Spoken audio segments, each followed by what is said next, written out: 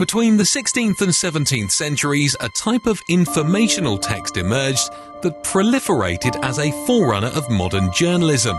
We refer to the Relaciones de sucesos, a form of informative literature that began to spread at a time when the mass dissemination of news was becoming essential.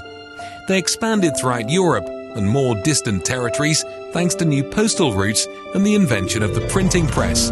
The content of these relaciones satisfied the curiosity and hunger for political, military and festive news, while they could also recount fantastic occurrences that were often confused with historical facts.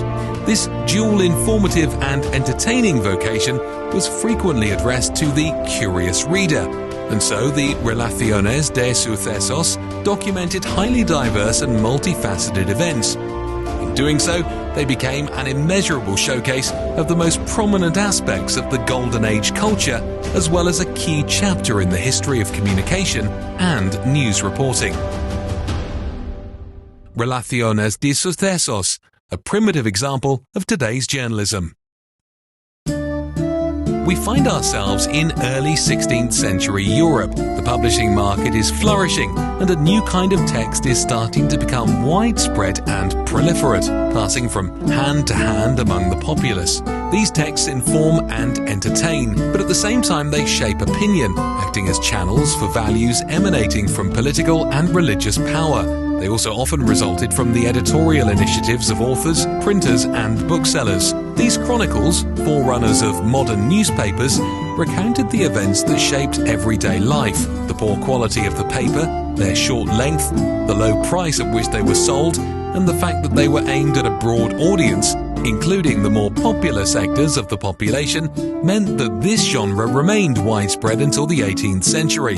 From bustling squares to dimly lit alleyways, the Relaciones de sucesos found their way into the hands of those seeking knowledge, entertainment, or simply a good story. They were the voices of a changing world, telling tales that captivated and amazed their readers.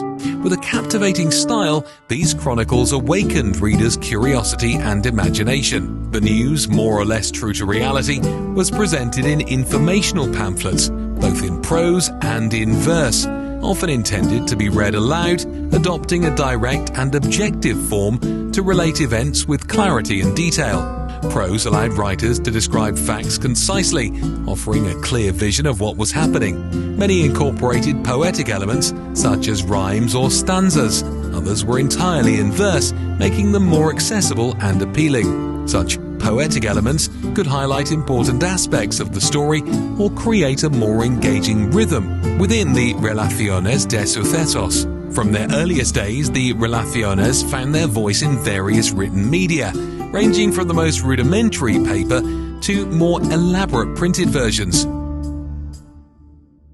With the advent of the printing press, the landscape of the Relaciones de sucesos changed. Printing allowed for faster and more economical production of these pamphlets, making them accessible to a much wider audience, though manuscript production did not disappear. During the 15th and 17th centuries, it was still common to make manuscript copies for distribution. Now, these stories could be mass-produced, reaching remote corners of Europe and beyond, and playing a crucial role in shaping public opinion and spreading information at a time of expanding knowledge and communication. The invention of the printing press was undoubtedly a turning point in the history of the Relaciones de sucesos, democratizing access to information and laying the foundation for the birth of the modern press. It should be noted that, at that time, there was no formal journalism system as we know it today.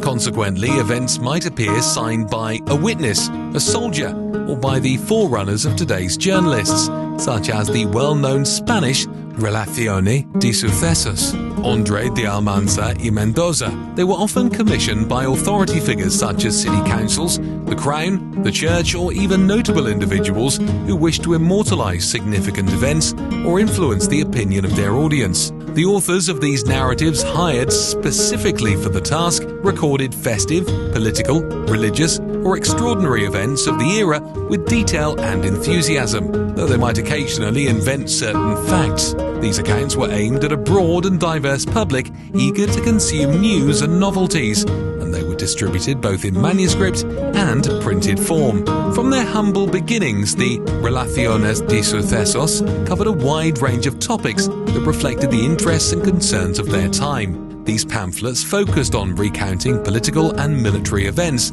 such as epic battles and conflicts between European nations, capturing the imagination of a society immersed in war and diplomacy. As discoveries and explorations took place in the New World, the Relaciones de sucesos also echoed accounts of journeys and maritime adventures, which sparked curiosity about the unknown. Religious themes and stories of miracles and marvels also gained popularity, reflecting the fervent religiosity and quest for the divine in a society deeply rooted in faith. However, it was the tales of notorious crimes and executions, alongside supernatural occurrences and natural disasters, that most deeply captivated a population keen and receptive to the new genre of news. Over the centuries, these themes evolved and adapted to the events of the era, yet they always retained their ability to intrigue, entertain, and move readers hungry for knowledge and adventure.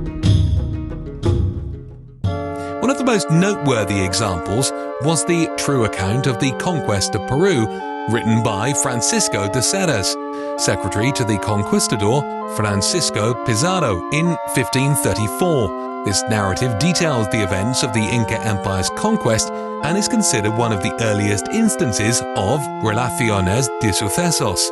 Its status as a reliable account led to its inclusion in Gonzalo Fernández de Oviedo's General and Natural History of the Indias. The Relaciones de sucesos were also full of fascinating anecdotes, with narratives about fantastic beings, imaginary animals, and monsters, often accompanied by images to give greater emphasis to the detailed descriptions. One example is the Relación, curious and true account of a fish caught by some fishermen last summer in the Sea of Livorno, a city in Italy in Tuscany. Illustrated with a fish bearing human face, 3 eyes on its chest, 2 arms and scales, and complemented by a ballad on the event. Another is the account of the birth of the most astonishing giant ever seen in the world, headed by a woodcut engraving of a giant and promising details of its upbringing, prodigious signs, supernatural strength, and other wonders. Another interesting example of Relación de sucesos dates back to the 17th century, a particularly turbulent period in Europe. In 1630, a document was published in Lisbon that narrated a real event, the devastating plague that struck Italy between 1629 and 1631, known as the Great Plague of Milan.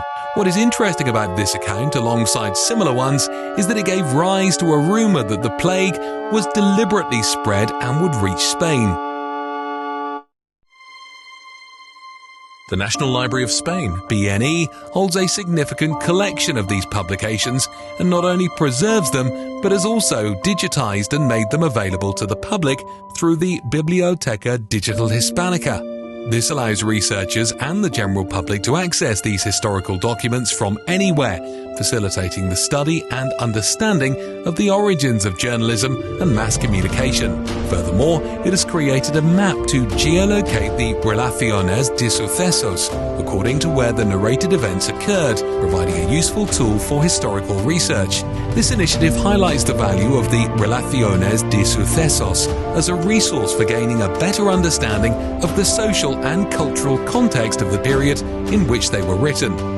Today, this genre may seem curious, sometimes even strange, but these publications are the seed from which the various forms of mass news dissemination that appeared in subsequent centuries sprang. They form the origin of modern journalism.